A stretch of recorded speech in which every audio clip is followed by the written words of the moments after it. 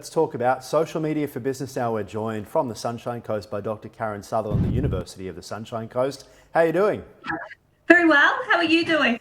I'm doing great. Probably a little bit too much chocolate last night though, which is never good, but you got to get through those stocks. It comes to this time after Easter, right, where it's like, you can't have eggs, I better eat them. Let's talk about ethics in business during coronavirus. I want to get your thoughts on this as well, because a lot of businesses out there right now trying to make the most of people being at home. We saw Netflix themselves have had over 15 million subscribers additional just in the first couple of months of this year. They've put on Tiger King, a lot of ethics around that. But talk to us about what we mean when we talk about ethics in business.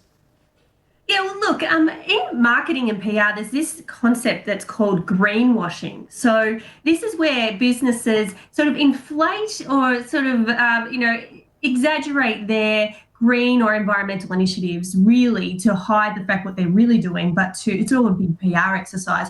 And I've seen this concept bandied around the last week called COVID washing, where it's suggested that some businesses are exploiting the situation by sort of talking up the things that they're doing, which they're really not doing.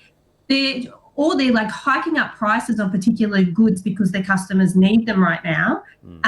Even as simple as just using things like COVID-related hashtags for social media content that has absolutely nothing to do with what's going on. So just to sort of gain that extra exposure on a trending topic. So I think that term is going to cover many sort of entities that are starting to come to light. Yeah, it is a very good point, and I think something that we're all noticing as well. Would you say that big businesses are doing this more than small and medium-sized businesses, or is it right across the board?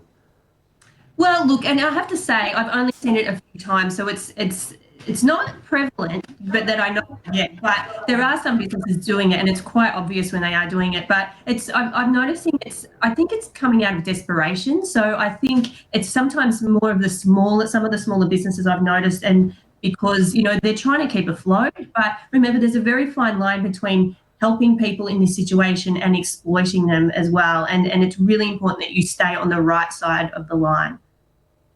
Yeah, and it's obviously, whether it's a conspiracy or a stuff-up, quite often it's a stuff-up as well. I think the tips for a lot of people is just trying to make sure that they are putting those ethics first and foremost. Explain to us why ethics are so important from a customer's perspective when we're looking towards a business.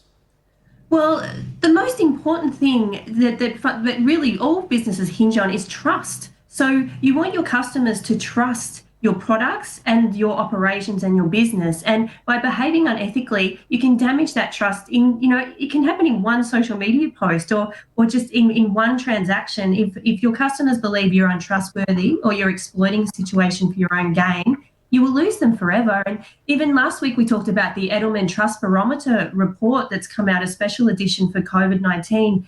And in there, it's saying that customers are actually jumping on board and using new products and services because of the way they're acting, but they will jump ship as quickly if you are doing the wrong thing or behaving unethically. So it's all about continuing to build that trust with your customers, because they want to make sure that they can count on you.